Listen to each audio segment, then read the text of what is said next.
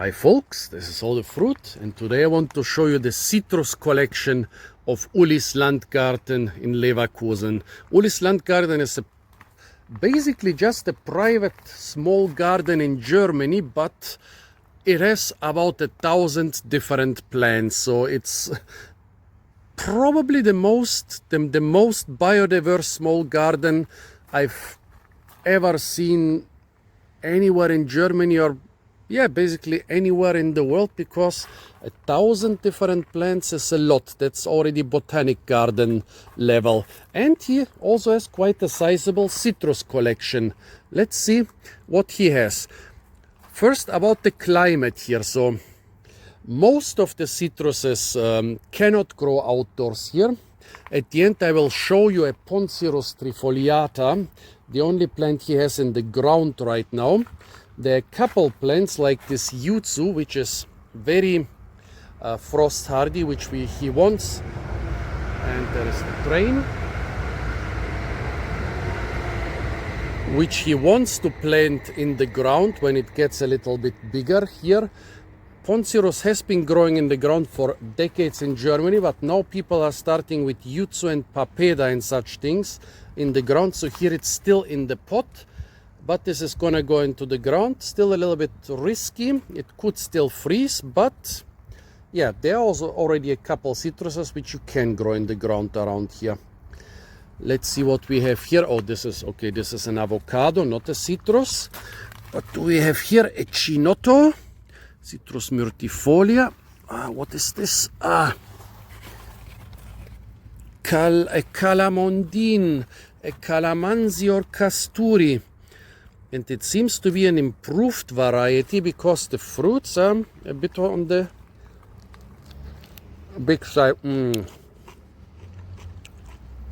good thing about the calamondine is, one of the many good things is, it is a kumquat hybrid, so you can eat the skin. Sometimes the skin is really sweet. With this one, it's not really sweet, it's mild, but it doesn't have the disgusting taste of most citrus skins. And the inside is nice and sour.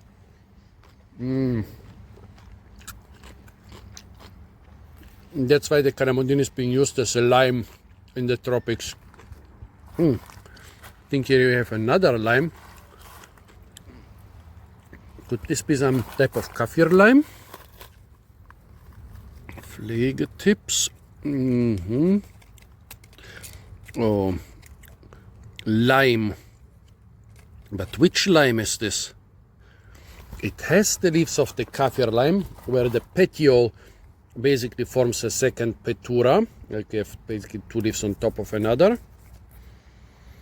The leaves are aromatic.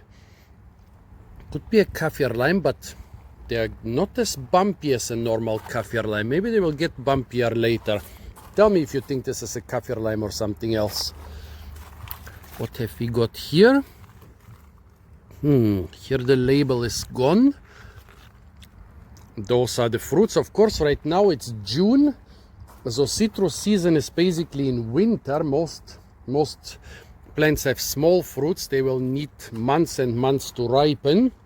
So I cannot show you too many ripe fruits right now. And with the small ones, we often have to guess. Big leaves, some plump, bumpy fruits. Tell me what you think this is. The next one, lemon thyme, römische Limette. So that's a Roman lime. And again a train. Here he was probably scammed. This is supposed to be a red lemon. First they scam him because those are too red. Red lemon is not that bright red. And secondly, there is a ripe fruit which is clearly not red but yellow. Yeah, happens all the time. You have to buy things and hope for the best. Here is another lemon where I don't see a label. Yeah, labels have this. I have this street of the labels have this street of disappearing. Here is some micro citrus, some Australian micro citrus. Oh, what does the label say? 39.99 euros, but no name. Well, definitely a micro citrus finger lime, caviar lime here. Oh, limone cavalle bianco, citrus australasica. Yes, australasica is the species, and there are a lot of different varieties of this. What is this? Gefurchte Pomeranze. This is a citron, a grooved citron. Here you can see very small fruit, I think because the tree is still very small. But yeah, it has grooves, so I guess in this case the label is correct. Limone sfusato amalfitano. That's the Amalfi lemon, the mild Amalfi lemon. A lemon which is not very mild. Amalfi, the city of Amalfi in the Middle Ages it had a similar dominance in seafair as England had a couple hundred years later. And Amalfi found out that basically to prevent, well, one reason they had this dominance was they found out you need lemons to combat scurvy, otherwise your sailors will die, their teeth with hair will fall out and they will die. And that's why Amalfi grew a lot of those Amalfi lemons and had them on every ship, so their ships were more successful because their sailors didn't lose their teeth and hair and so on. Very famous Amalfi lemon. The skin is also very good for making limoncello liqueur. What do we have here? Looks like another lemon. Oh, another lemon, or maybe a lime. They are quite small. Now, is this a lemon or a lime? Tell me. No label. Tell me what this is. Here the next one. The next one has a label here. Bergamot. Oh, and it has a fruit. Bergamot fruits can get pretty big. I don't think this will reach its full potential this year, but when it gets a bit bigger, then what is this? I would say this is some passion flower. And what is this citrus? It has a label. Passaporte delle piante, plant passport. But passaporte de che piante? Okay, here is again some micro citrus. No idea which one. I don't see a label.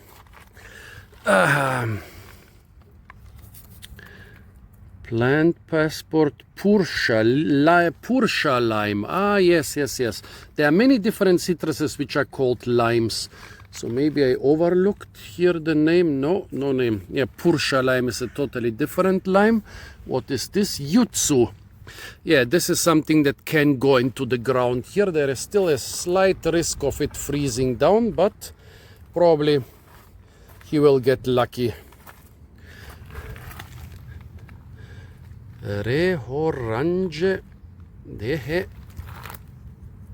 Rehorange. Well, no idea what this is. It looks like some micro citrus, or at least some micro citrus hybrid.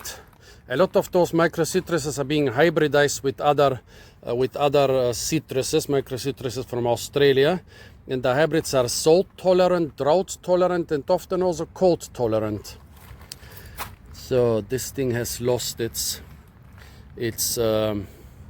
label too. When you guess what each of those citruses is, please write exactly the time at which I show it, because if you write, I think the lemon is this or that, I don't know which of all the lemons you're thinking about. This here doesn't look like a citrus at all, but it's a citrus relative. Erythrocitrus. So this is some Erythrocitrus, another genus closely related to citrus, and it also produces some type of citrus fruits. What have we got here? Lime, Citrus latifolia.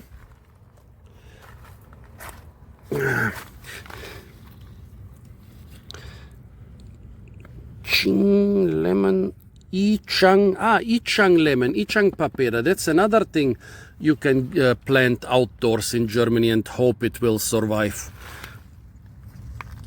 Mandarinen Limette, a mandarin lime. Not sure which one they are talking about here.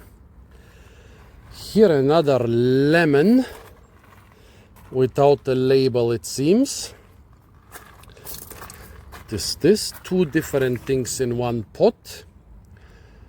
No, well, small fruits, could be some type of lemon. No label, seems to be an older plant. Lemon label is gone. Probably some type of lemon, I would guess.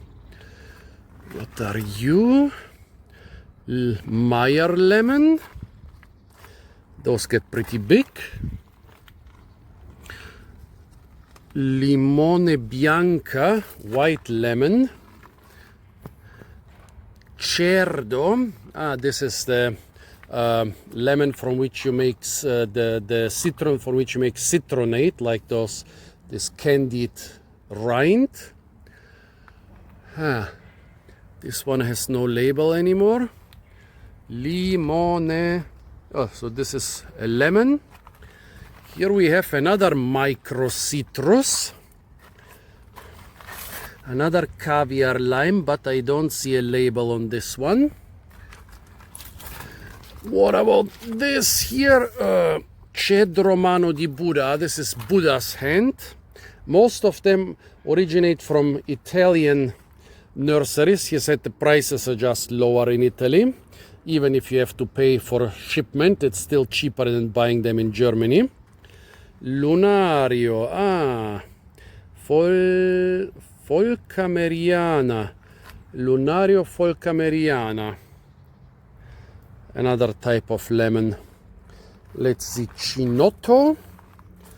And now I think we got everything in the pot. We harvested the Tahiti lime here, and very small and probably not perfectly ripened Amalfi lemon. Amalfi lemons are really big and really yellow, unlike tropical lemons. But now we can try them. First the lime. Super sour, but also very sweet. The sourness definitely dominates, but there is a lot of sweetness underneath it.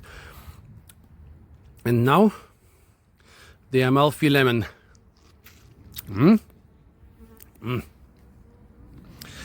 I don't know if this is an Amalfi lemon. It's almost as sour as the lime. Amalfi lemon is supposed to be a lot milder. Also, Amalfi lemon, the rind ist super. Das ist keine Amalfi Zitrone. That's not an Amalfi lemon. Amalfi lemon, it's supposed to be mild inside, and the rind is supposed to be edible. The rind tastes disgusting, and inside it's almost as sour as the lime. I think they sold you the wrong lemon.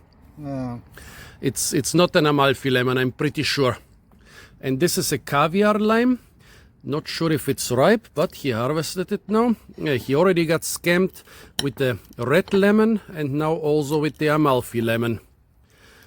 I mean, there is some chance that when bigger fruits develop, they could be different, but don't really believe it. Now you see why it's called the caviar lime. Those salt and drought tolerant micro citrus from Australia. Yeah, it produces those little caviar-like things. Oh, come on. It's sour caviar, of course, but mild and with a very different flavor. It has a lot of flavor of citrus rind. Yeah, good stuff.